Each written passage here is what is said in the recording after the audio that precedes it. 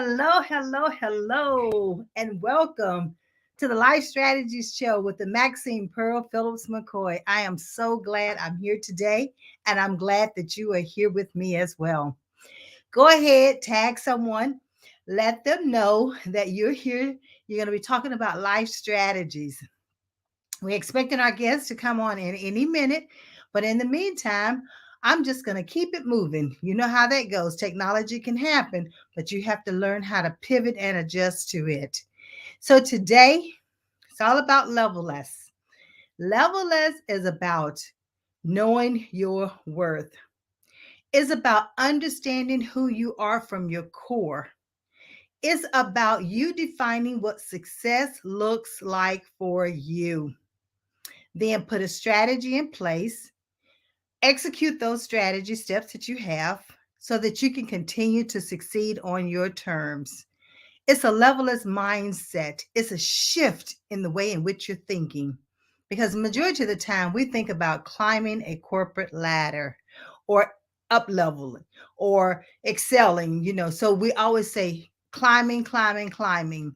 But with levelless, you can do lateral, and lateral, you are always succeeding as well. You can just remove the mindset of having to achieve levels, but instead achieve your strategies that you put in place. So today, let's talk about what have you done for yourself lately? What have you done for yourself lately? When I say that, what comes to your mind? I know Janet Jackson says, what have you done for me lately? But I'm asking you, what have you done for yourself? What have you for self development, for as mental preparedness, your physical well being, your financial situation, even, your emotional and your spiritual side of it? So, what have you done for yourself lately? When it comes to strategies, it's important that you have what is called me time, M-E, and let those be capital M, capital E.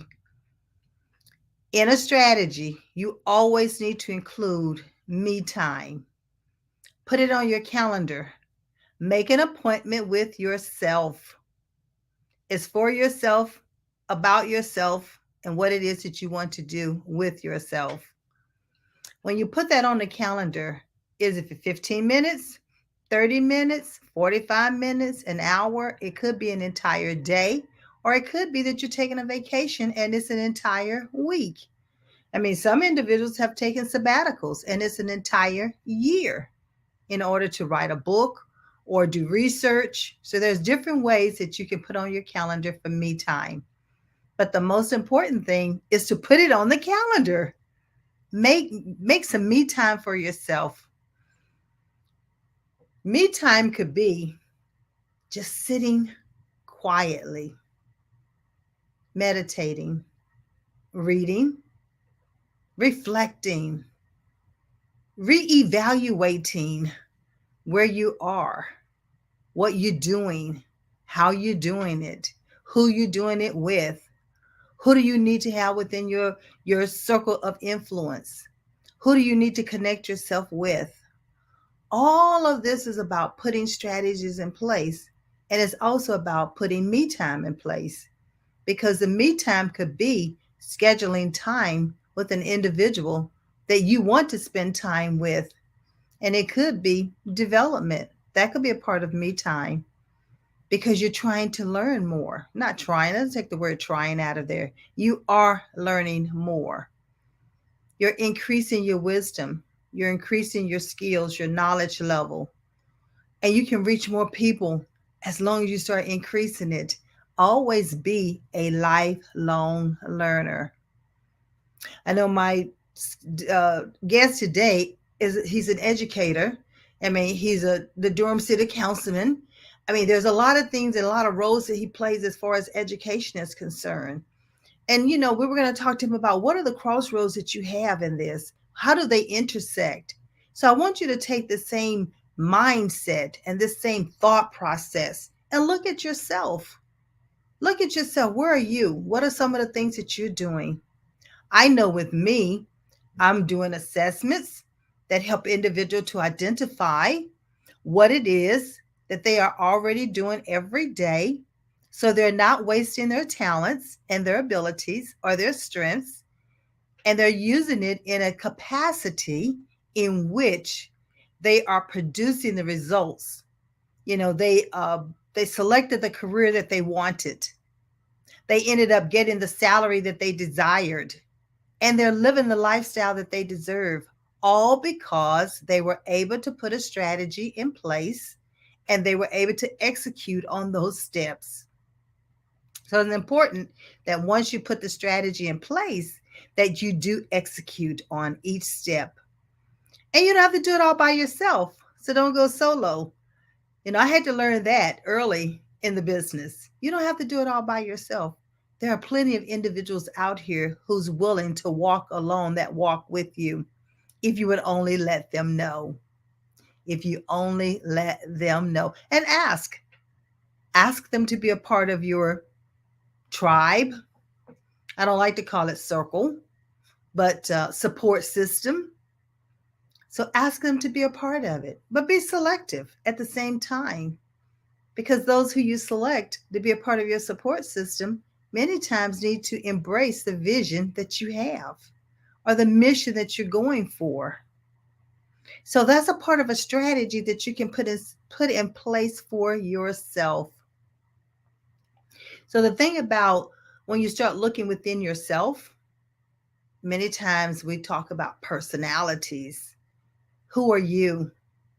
But guess what? Personalities actually change because it depends on what you're doing in life, where you are, the impact, if there's been a trauma or crisis situation. I mean, there's different phases in life that you go through. Well, even in an age phase, you got your preteens, your teens, your young adults, your adults. Then you get into the seasoned adults, the 30s, the 40s, the 50s. And with which every 10 years, you're going to go through a personality change. But guess what? Strategies, abilities. Your strategy can change, but one thing that does not change, your abilities. Your abilities don't change. Not the ones that you were born with, not the ones that you received when you were given the breath of life. They do not change. Now, you use more of them, you might use less of them, but they do not change. You were born with them, and you'll leave this earth with them. Now, what I like to encourage you to do is don't waste those abilities. Do not waste them. You want to use them when making your educational decisions. You want to use them when you are deciding on the career path that you are to choose. They need to match your career path and your profession. It is critical, it is essential that it matches your everyday abilities and strengths. Because when your profession and your career path, when it does, you thrive.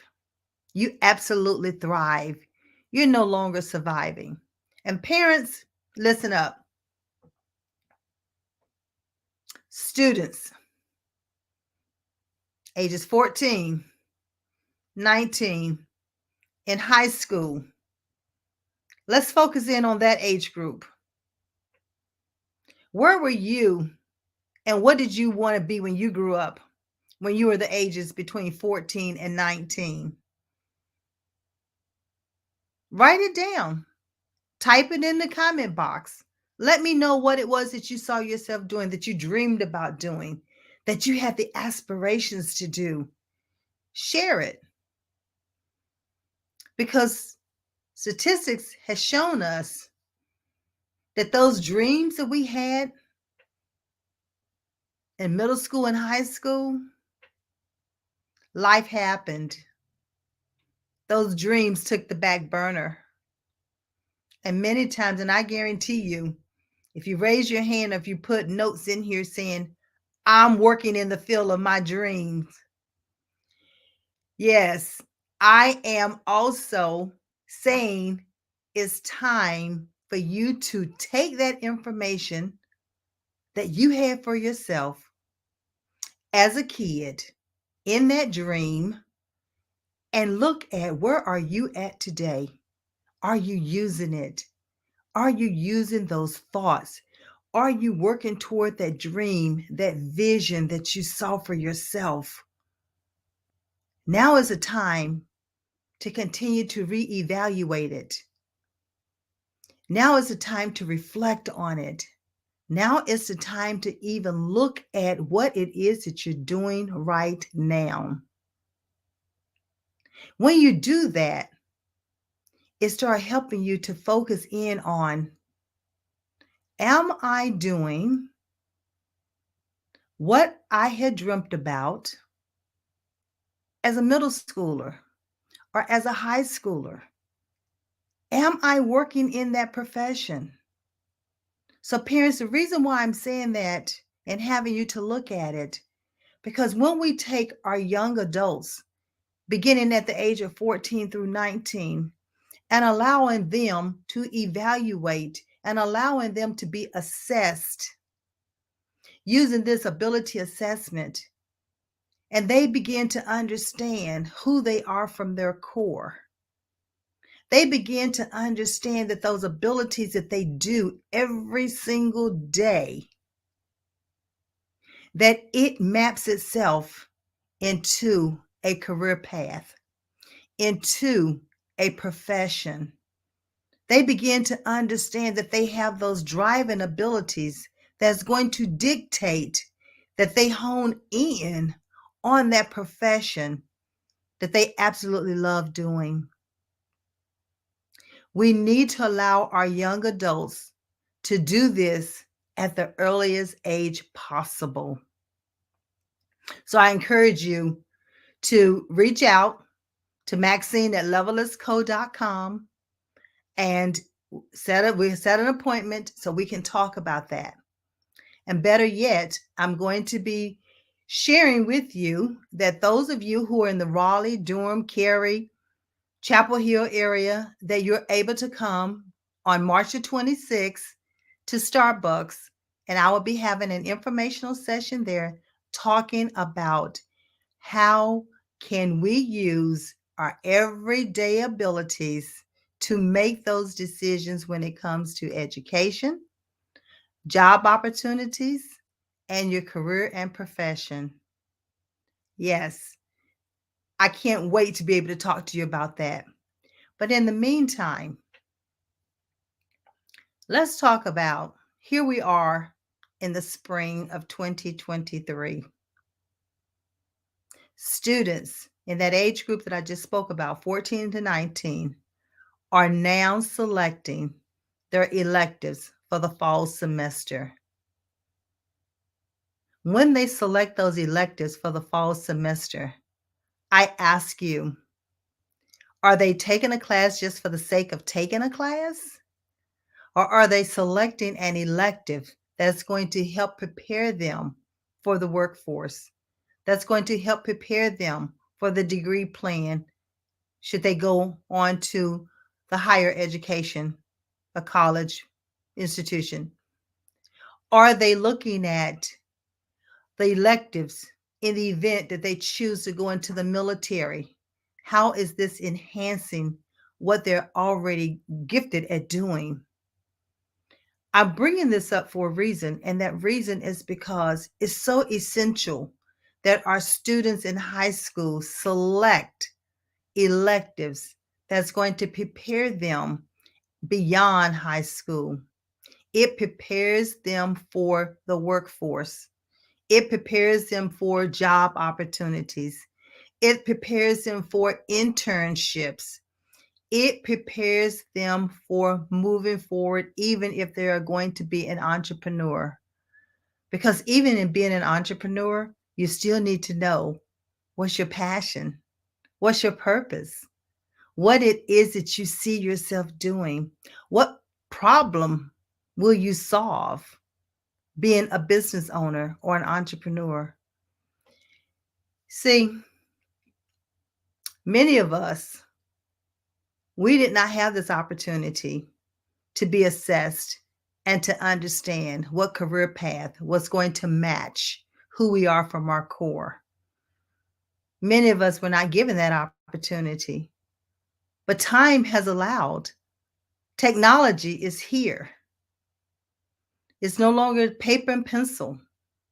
It's done digital, it's virtual, it's all online. You do it in the comforts of your home.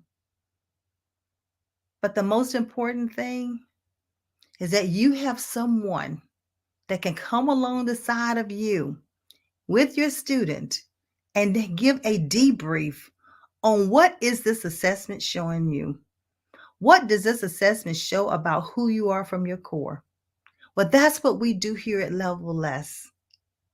We take the time to ensure that the students understand who they are from their core through this assessment, because this assessment is what's going to help them create, to define what success looks like for them. There's so many types of assessments out here. There's so many types. You've got a career assessment that you can take. There's a question and answer. You have the personality assessments that you can take. You have the career inventory that you can take. And what you want is someone to sit down with you and your student to be able to debrief you on what it means and how that student is going to hone in on their gifts and talents. Oh, there are thousands of individuals who are taking these assessments. But how are you going to use them? So the most important thing is to use them. So in life strategies, that's what you want to do. You want to ensure that you understand who you are and how is this going to affect you as you're making your lifelong decisions. Your lifelong decisions, and they all start when you are just a child. You might forget about them because life gets in the way and you start doing things differently, or you go off the track, and even the degree that you've acquired, you might not even be working in the field that you acquired the degree. And so I ask you, are you happy? But I bet you want your child to be happy. I bet you want them to be able to work in a field in which they are passionate about and they understand their purpose. So that's what we're talking about this evening, is what strategies have you put in place that's helping you to propel yourself moving forward? Not necessarily climbing a ladder. Remember, we talked about a shift in the mindset. The level less is about removing the levels so that you define what success is for you and you move forward doing it. So when we start talking about strategies, write them down, prioritize them, understand how you're going to achieve them and who's going to help you to achieve them. Some people call strategies a plan. Some people call them an action item. But the most important thing is that you document them, that you put a time frame against them, that they're specific on what it is that you see yourself accomplishing. And how often will you accomplish it? And then, what are your results? How are you measuring the results? Is it time? Many times we hear, is it quantity or is it quality? Is it a standard of excellence? That's what it should be. It should always be a standard of excellence in everything in which we do. So you want to be specific with when you create the strategy, and you want to put a time against it. And then when you put the time against it, ask yourself, is it a day? Is it a week? Is it a month? 2 months, 6 months? Or is it a year? How are you going to evaluate if you have accomplished that strategy? So see, there's so many different ways when you put strategies in place that you can achieve them. When you put a strategy in place, when we're talking about our youth, and they put that strategy in place when they're freshmen in high school, that strategy will follow them through beyond high school, into the workforce, into the military. It can follow them into becoming an entrepreneur. It can follow them into creating their college program. And then afterwards, it follows them for the rest of their life. It's not something that you have to ever give up.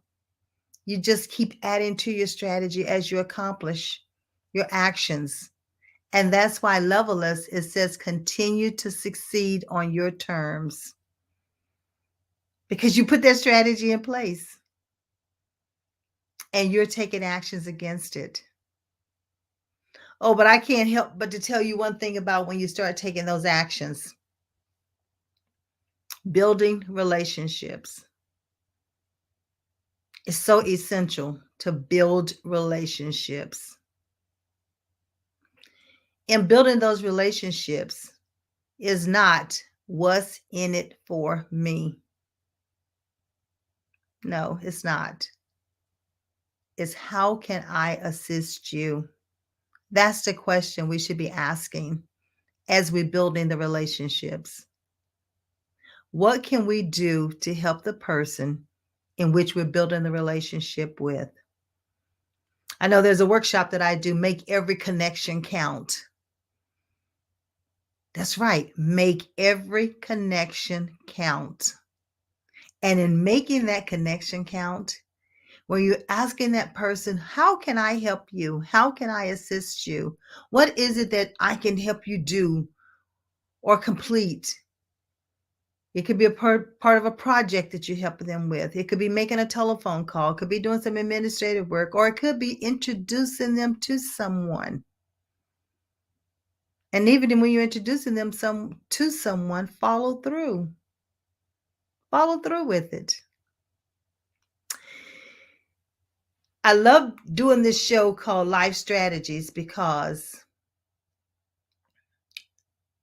when I started in 2020, during the pandemic, there were so many individuals who were at a crossroad in life, unsure what direction to take.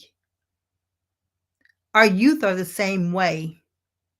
When they're in middle school coming into high school, they're at a crossroad in life, trying to understand what direction to take. As they go through high school and they're coming out of high school, now they're getting ready to enter into the working world. Again, they're at that crossroad in life. What path should they take? Well, here at Leveless, exactly, Miss Sharon Campbell is with us this evening. Thank you, Sharon, for chiming in. It's so good to see you. The thing about it, when they at that crossroad and they understand their passion, their purpose, they even understand what career path they're taking while they're in high school, you have a happy child on your hands. And guess what?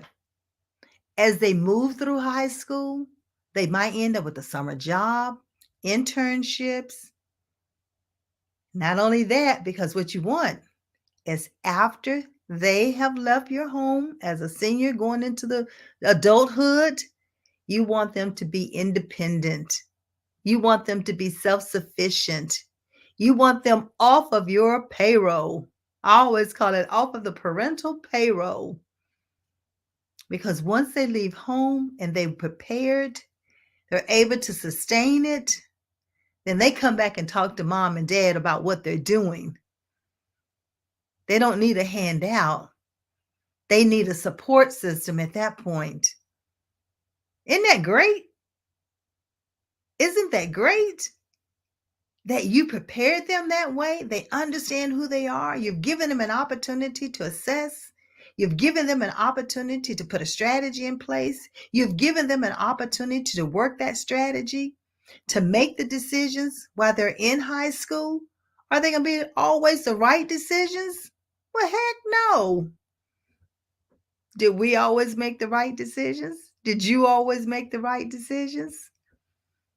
But it's called lesson learned. Lessons learned.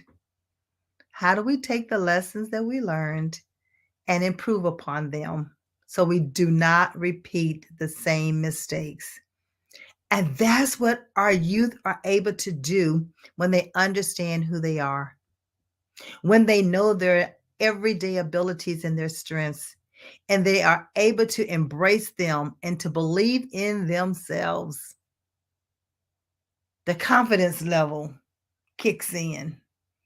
They can articulate what it is that they want, who they are, communicate their strengths, no matter where they are at any given time, no matter when they are asked. That's what you want. That's what I wanted for my children. So, yes, did I assess my children? You better believe I did. I have to practice what I teach. Did they do well and are they doing well? Yes, they are. So, these are proven techniques. And it's not just my children. You can always read about a lot of the different students I worked with on my on my LinkedIn. But the most important thing is that we allow our children to put that strategy in place, that we allow our children to execute, to prioritize, to share, to give back, to impart into others, to become an influencer. They don't have to wait until they become an adult. Many of our young adults who understand who they are at that 14 and 15 and 16 years of age, they're already in executive roles. They're already in owning their own business. They're already influencing the community, making some of the community decisions on some of the boards, on some of the committees, offering advice, brainstorming. They're able to use all of these abilities that they have. And they're no longer wondering, what direction do I take? Now they know. It's a beautiful thing when you see that light bulb goes on in that young person's mind and they start executing on those abilities and strengths that they have. They discovered who they are, or they even identified those abilities that they have that were hidden, that they didn't even know about. And in some instances, it's a matter of confirmation. It's a matter of confirming that, yes, what they know about themselves is really true. And that's when they can embrace who they are.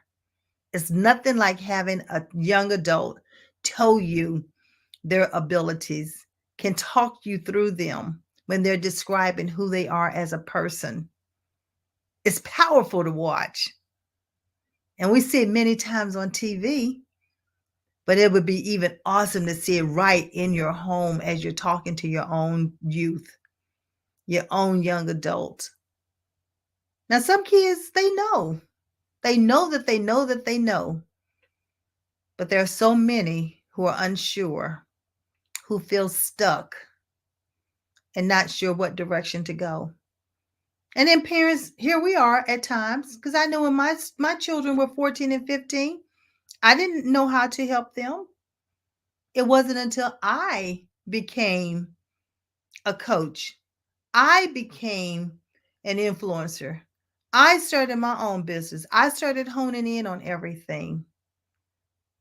And that's when I realized that I had overlooked some of I overlooked my children's abilities.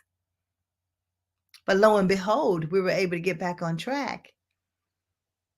Because once I assessed them and shared the feedback with them, they knew then what direction they were to take.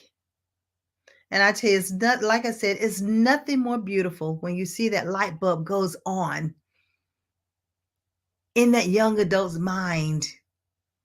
It's so beautiful because you see that smile come across your face.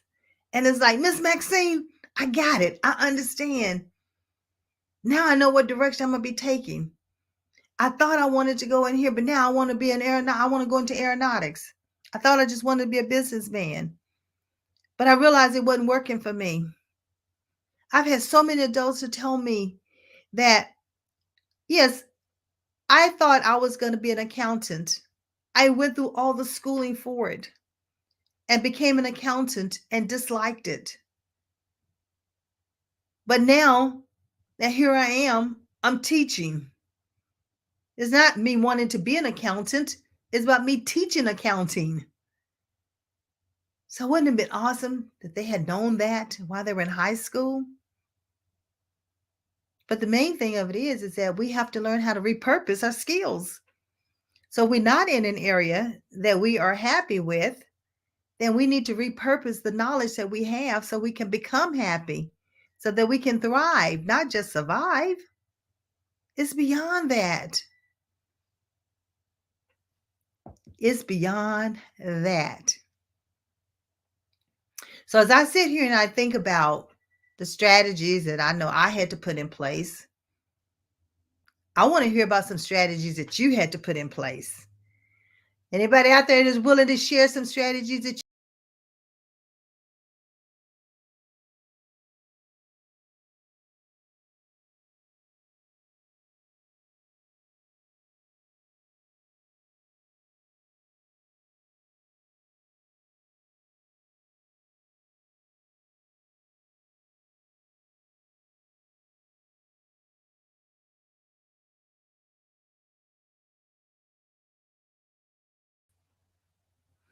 well, some kind of way we just lost connection there for a minute, but that's okay.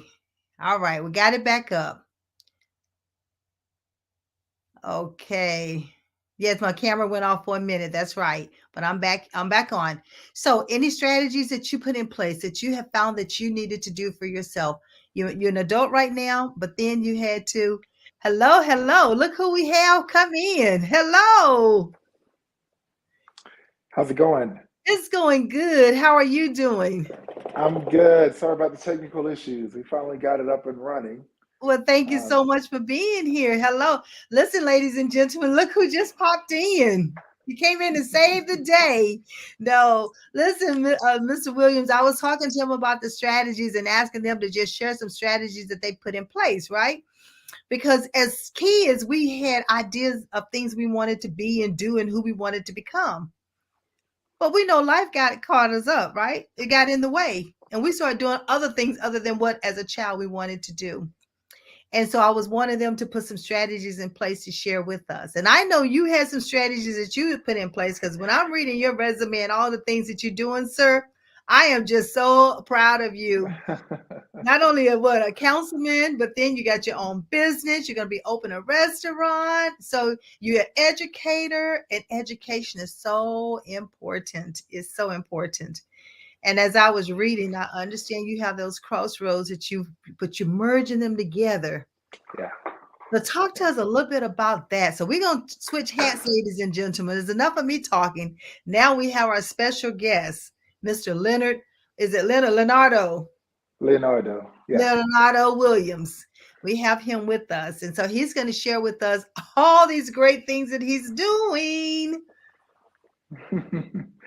Yeah. Well, I'll just jump right in on your strategy question. I strategically, um, I'm doing better now, but I have to put in strategies to take care of myself um, because you know, uh, Councilman Williams, politics won't always be there, and it can definitely be heavy on you. Entrepreneur Leonardo, the business, it'll still function once I'm dead and gone. And politics have elections. You Mhm. rotate in, rotate out. Um, but me, my body, myself, my mind, body, spirit, and soul is what I have to nurture. So I'm still a musician. I still listen to. I use music as therapy. I have a routine. I get up. every morning I, take some time to really meditate. And a lot of folks don't really know how to meditate, so do it like I do it. Just sit and be still. Lay flat on the floor. How many times have you just laid on the floor, not on your bed, but on the floor, and allow yourself to be parallel with the earth, with our soil. I do those things, and I light candles, after a long day's work. Those little small but very important things help really balance my life out.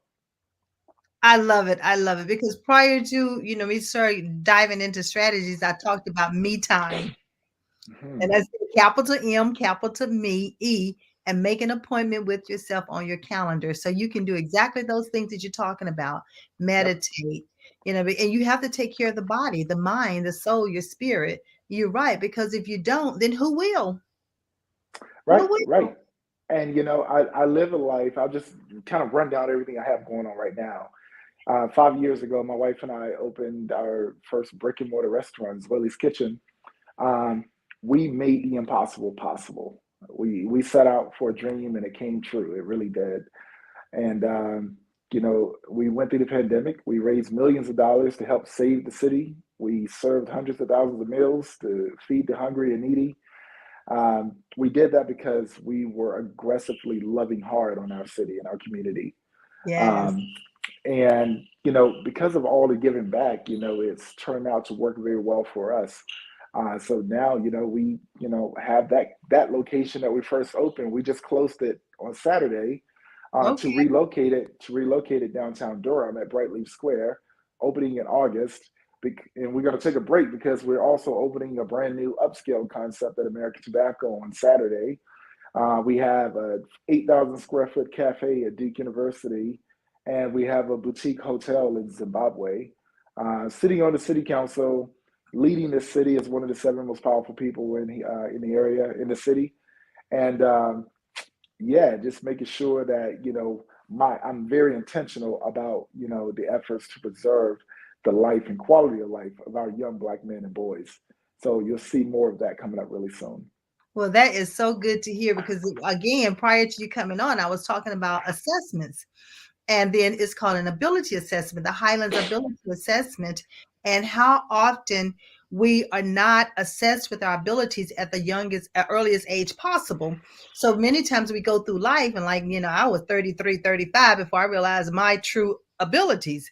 But what if, imagine if we help our, like you say, our young Black men and our young boys and whomever it is as a youth period, understand those abilities at that crossroad in life, that 14 to 19, that pivotal point in life where they can easily be swooped up into what society, and they understand those abilities. So that's what I was talking about. So you're so right that if they knew that, they knew what direction to take. Entrepreneurship could happen at 14, not Yeah, 50 they got it. or 40. Our kids, especially our youth, especially our young men, they have a superpower. They know how to morph into things that they see. Right. So if they see somebody on the corner dealing drugs, they have the superpower of being able to do the same. But if they see someone in a suit and tie or someone that's out working hard every day to make a living for themselves, Hmm. they can do that too. So we got to make sure that they start seeing more positive things. And too often our schools reflect our neighborhoods. Yeah. And we got to make sure that all of our kids have an equitable chance to to do good for themselves, and we got to make sure that those opportunities are present. And Yeah. it is folks like me that we have to make that our obligation, not a choice. We have to Mhm. be obligated to do it. I agree with you 100%. And I'm right there with you. Okay. So I'm right beside you, walking right beside you about making sure that this happened because that is so near and dear to me. Because I was explaining yesterday, I received the Lifetime Achievement Award for my volunteer service, the presidential. Thank you. And I was talking about at the age of 17, where I was at C average in school, but this is like back in the 70s. And 70s, we had just gone into integration, and so they didn't look at me as being college material. So they didn't talk to me about college. So consequently, even though I wanted to go to college, but having a family of 12, from a family of 12, I didn't feel like we could afford it. But what if someone had taken me under their wing, had mentored me? Because I already had that desire. I had a levelist mindset at 11. It just didn't start when I became the owner of Levelist. It started when I was young, in elementary school. And so the whole thing of it is what you're talking about. If we can pull our resources together and help our young men, our young women understand all of these attributes that they have and how do they use them to be efficient in life, self-sustaining in life, productive in life, giving back to the community, like what we're doing and what you've done and I'm doing. It's going to be powerful when we all come together and help our young people do this. Oh yeah. Oh yeah, absolutely. So, Yep. so as I was thinking about some of the crossroads that you had, you said you're merging education with the entrepreneur, the business mind, and everything. So, talk to me a little bit about that. What were some of the strategies that you had to put in place to make sure that this was truly working? Yeah. So from education to entrepreneurship, it's people work. That's the Mhm. common denominator, people. And I was really, really, really good as an educator, two times teacher of the year, and I am so proud of that. Yes. I'm proud of it because my students gave me the right to be proud of it because they're the ones that showed me the impact that I made on them, and I still have them reaching out today. It's weird when I see them because they look as old as I do now, and I'm like, I must be really old, but they're growing up so fast. Some of them have children of their own now. Um, but one thing I could do was I could curate an experience of learning for them, and I wanted to do more. And when I left the classroom, I left because I wanted to run a school because Right. I really needed. Uh, how can I put it? I really see you later. I really needed to do more of what I was doing in that band room because I was a Okay. music, I was a band director. So I became an assistant principal for a year. Wanted to do more. Became a principal. Wanted to do more. Became an associate superintendent. But what happened? I realized that I was gaining all of this knowledge. I had my principal's license. I had so much leadership, and I started working with teachers to help them implement the same experiences that I did in the classroom. Right. And someone they offered to pay me to do it one time, and that was the first time that I was like, oh my god, like I got paid doing what I Bingo. love. Yeah. Bingo. And so I went back through my grad school courses, and I said, if I spend an entire semester training on this, I'm a professional or an expert at it now. So I started a consulting company, and I just basically started implementing everything that I learned. And before you knew it, I was getting recruited by Governor Cooper to be an education consultant. But my education consulting firm just had me all over the state. And that's how I got noticed, just writing curriculum. Next thing you know, I'm, taking that same energy and starting a business, and well, I had a business as a consultant, but then I started a restaurant. And so I get into the restaurant and I miss being around my students and people. So I Mm. started, being able to like curate experiences in my restaurants. And next thing you know, I'm doing community work as a restaurateur, had a charitable component to a for-profit initiative. And then that's when President Biden called a restaurant and said, you're the American story. You and your wife, she's an immigrant from Zimbabwe, naturalized as a US citizen now. Yes. Yes. And he said, sit with my granddaughter and wife. I want you guys as my guests. And we did so. And that's, we are where we are now, And so education is so important. Education is the gateway to all things. And entrepreneurship is one of the most pivotal things that education can provide you access to. And I Yes. don't mean just schools, I mean the act of learning, teaching and Yes, learning. yes. Always be a lifelong learner. And that's what I Yeah. mean, I tell everybody, I said, I'm like a sponge. I said, because when I sit in front of people and I'm talking to people, I'm about, wisdom, imparting wisdom, Hmm. right? But we already know that get wisdom, but when you get wisdom, you have to also get the understanding. If you just have the wisdom, you just have the wisdom. They're just words. But if you don't understand how to use them, and like you said, you went back for more, you wanted more, you knew you needed more, and you got that more, but you just didn't sit on that more. Right, do something with it. Yes, you did Yeah. something with it. And that's what wisdom is all about. You received all of that wisdom through your education, but then you started putting it all together. Say, wait a minute, I have something here. And what Hmm. if our young people have an opportunity to sit back and do that now? Why they're 13, 14, 15, and 16, and someone helps them to help navigate them through some of these pivotal points in their life, then they will stop giving up. Yep. Yep. Because what Yep. if I had given up when that teacher told me that no, you're not college material? I mean, at 16 and 17, that could have just turned my entire life upside down. Yeah. But I didn't necessarily have a mentor. I had my almighty that I believe in and a higher power other than myself. And I was told, you're more than that. I've given you more than that. And that's why I can stand on. I know that everybody were given abilities when they were given the breath of life. I'm commissioned to help them to understand what those abilities are so they can put them into a strategy and now use them. Yeah. Well, the Almighty is always sufficient.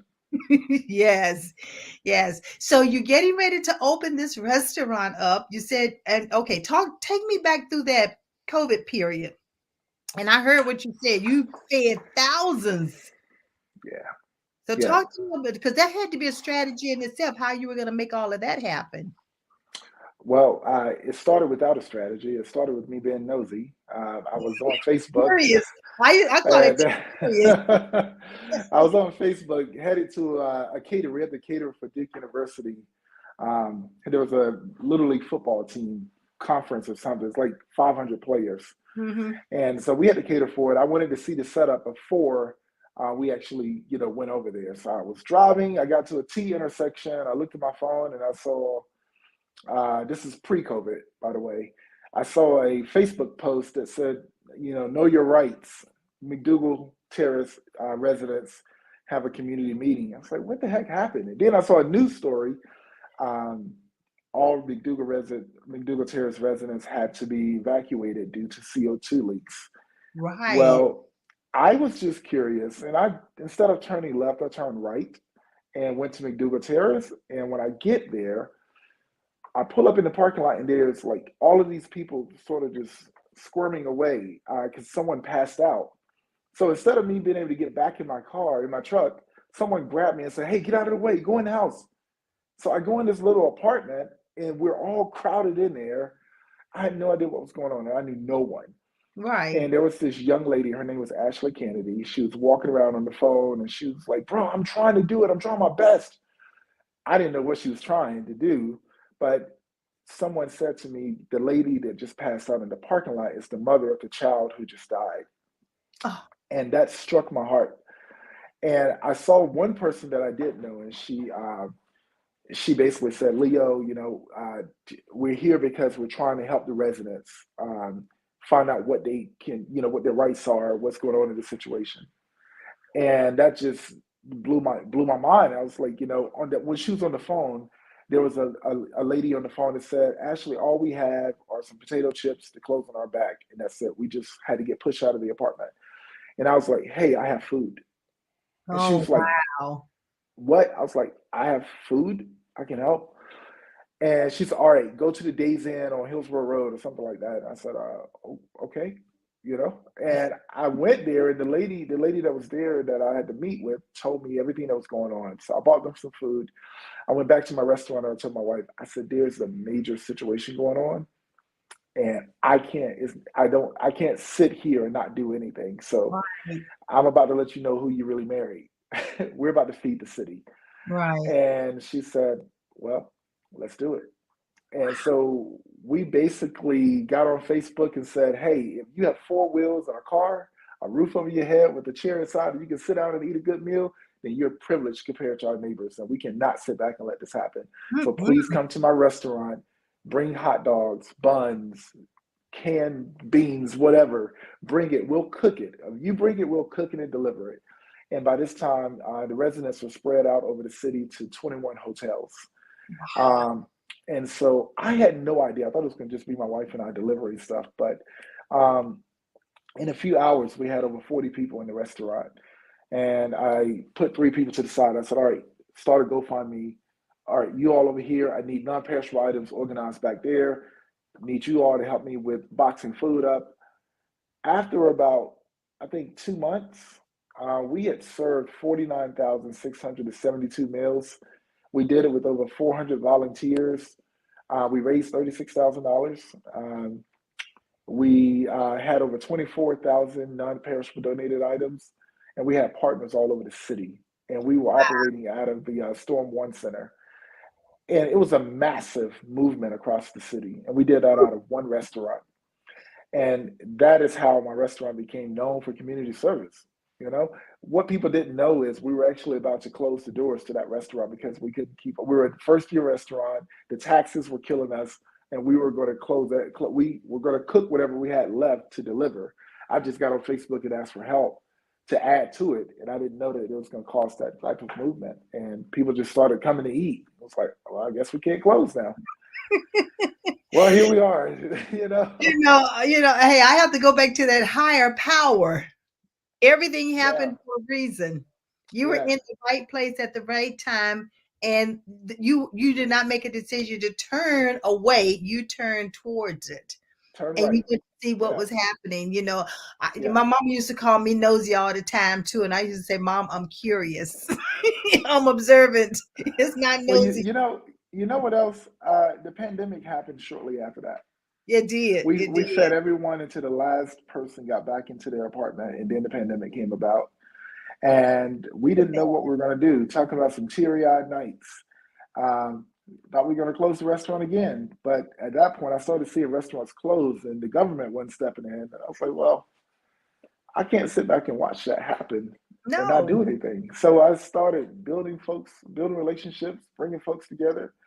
And before you knew it, we convinced Duke University to donate $1 million to the city, only if the city would match it. So I called this press conference of over 300 people online, um, and pretty much pressured the city.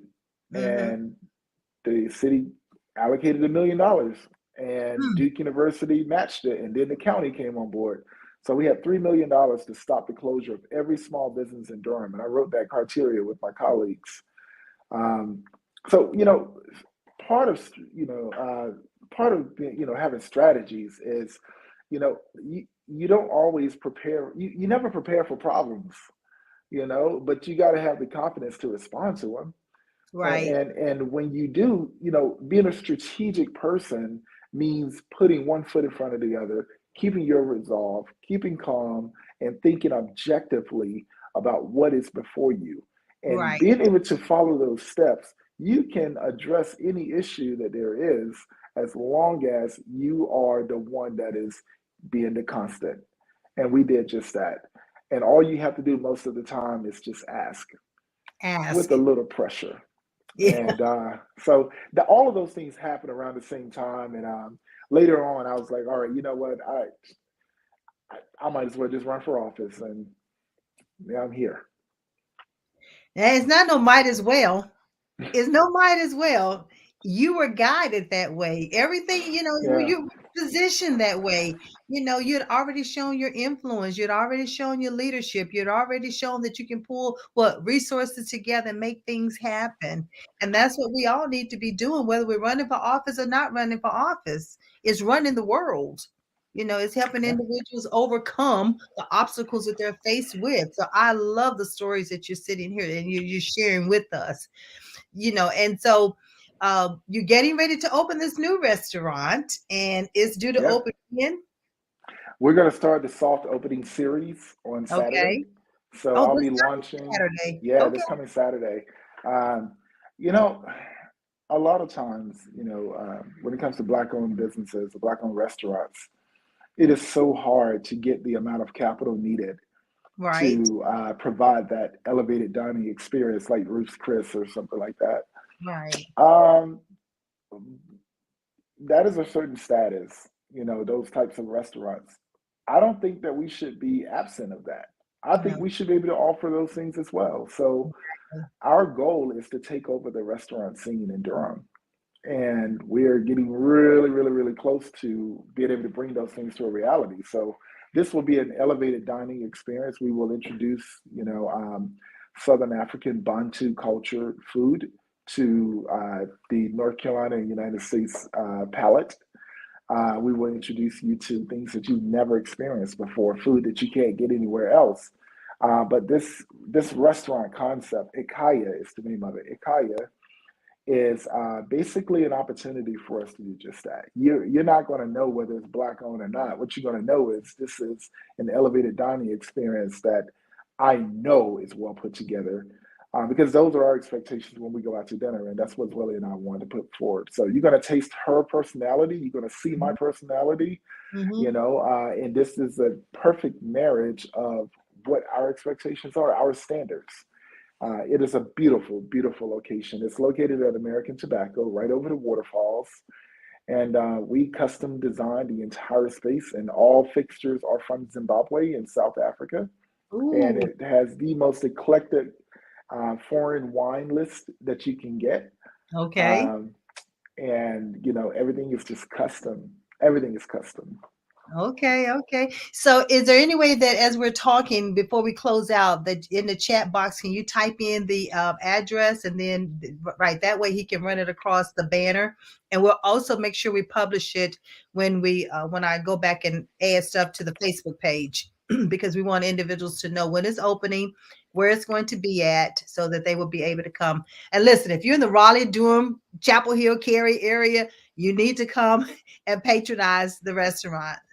Yeah, perfect. Because Mark, the producer, will take that information and run it across the banner so everyone will be able to see it. I Yeah, love the fact.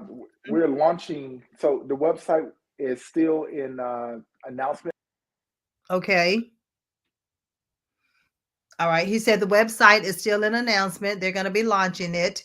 He'll be coming back on. We know he had a little technical difficulty. So technology does what technology wants to do. But if he's unable to get back on, we'll make sure that you get the location of the restaurant and when the website is going to be up, when you can make reservations. It's an upscale restaurant that they're introducing. You heard him say his vision is to make sure that they are in charge of the Durham restaurant scene. So we want to There make we sure go. we patronize that so that we can Sorry, help. sorry about that. Oh, no, no, no. I just talked about listen, technology will do what technology does. Yeah, StreamYard, it's like you can click when you're typing, you can click the Hmm. X or done. Done shuts you out. So, I know it.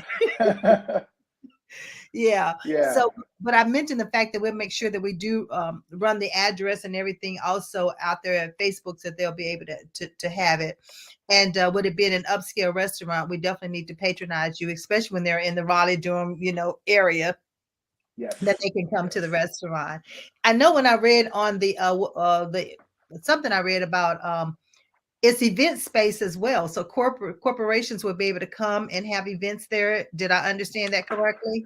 So I'm relocating my Israeli's Kitchen event, Israeli's Okay. Kitchen space to Brightleaf Square. We'll open Okay. there around July or August, possibly sooner. That will have event a private event space, room, Okay. full bar, everything. The one we have now, the one we had now that are closed on Saturday, it Hmm. it had a full event space as well. But the current one that Relocate. we're opening this week is a small, intimate,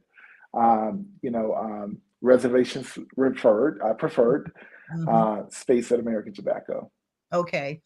Well, we will wait patiently until you open the event space. I just want to make it known because you have a lot of corporations in what the RTP, Oh Durham, yeah, Raleigh, Cary, Apex area that could very well use that space.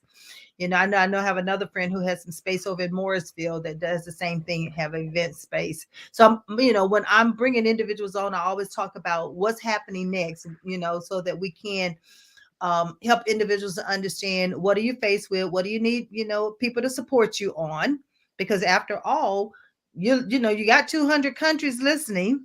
You're on Roku, you're on Pod TV, you're on Amazon Live, so you got all of this access to viewers that's going to be watching and can rewatch and listen to this. So just know you have access to be able to share the interview as well. Yeah. So I know we're getting closer to closing, ending the conversation, but I want you to tell us, what would you tell your 14 to 7 year old self now?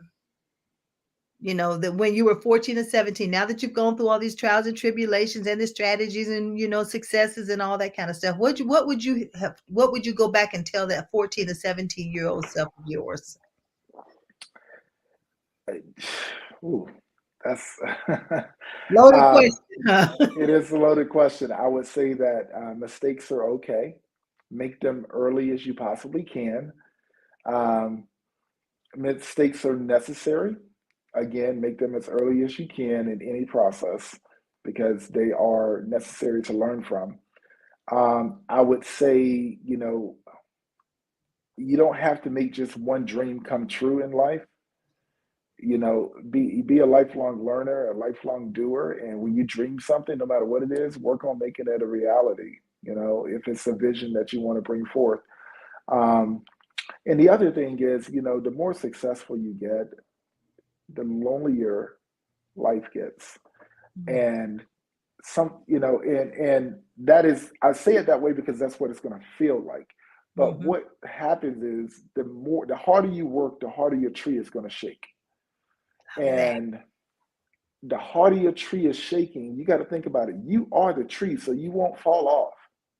But there will be dead leaves. There will be, there will be fruit that is rotten.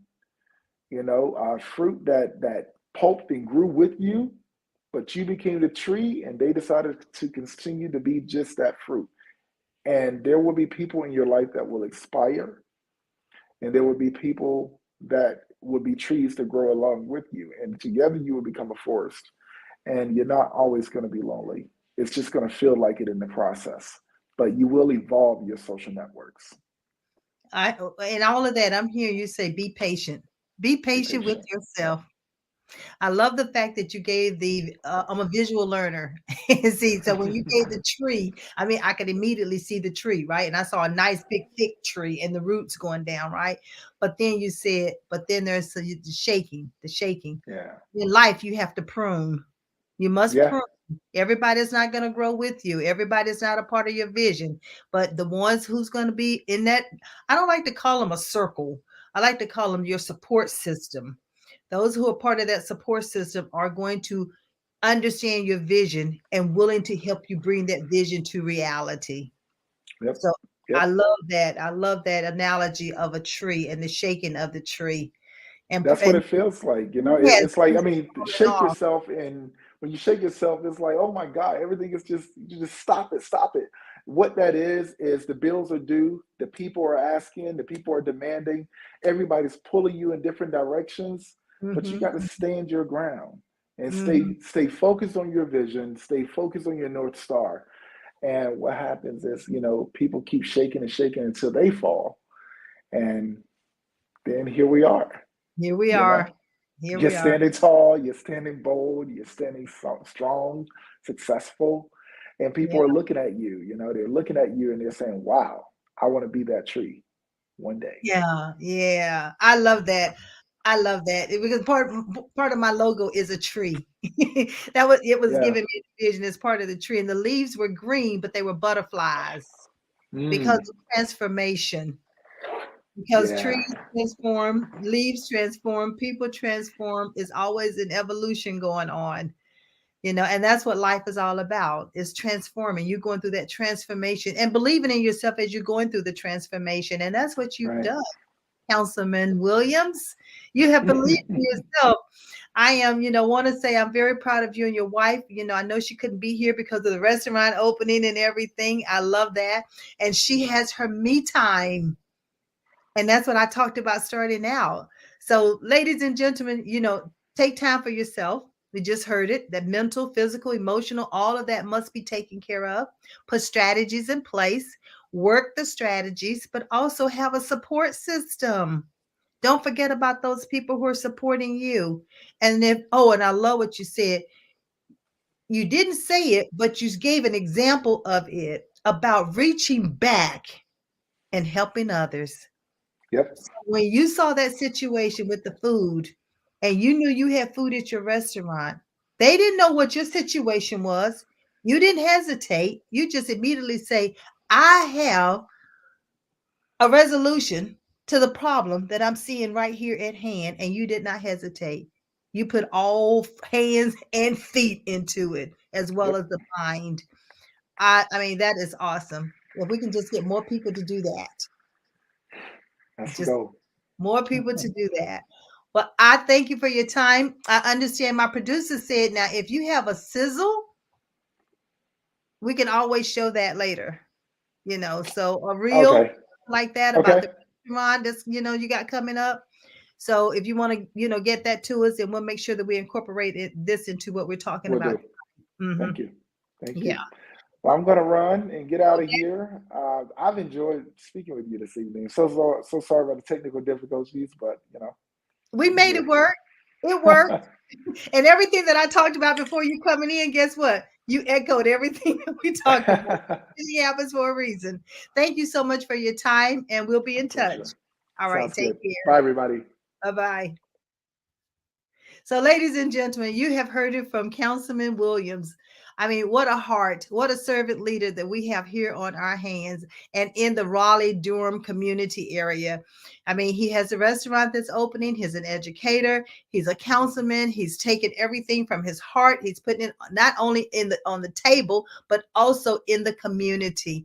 So I know it's time for me to end the show, but I want to encourage you to support the councilman in his restaurant, in his endeavors to help the community. And also, if you have things that you're doing in your community, share them with me at Maxine at levelisco.com, and let me hear some of the things that you're doing. I would love to invite you to my show so that you can share them.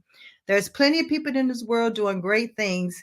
I might not know you who you are, but you might see me. All you have to do is let's communicate. So, as I end the show tonight, I always say, I believe in you.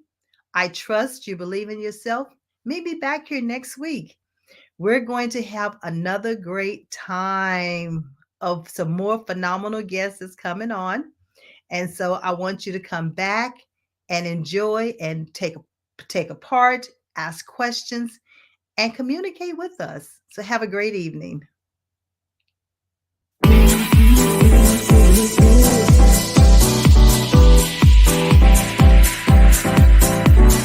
Telling me to dance, taking a chance.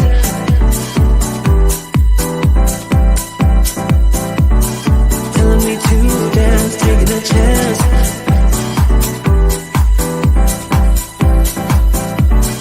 Telling me to dance, taking a chance.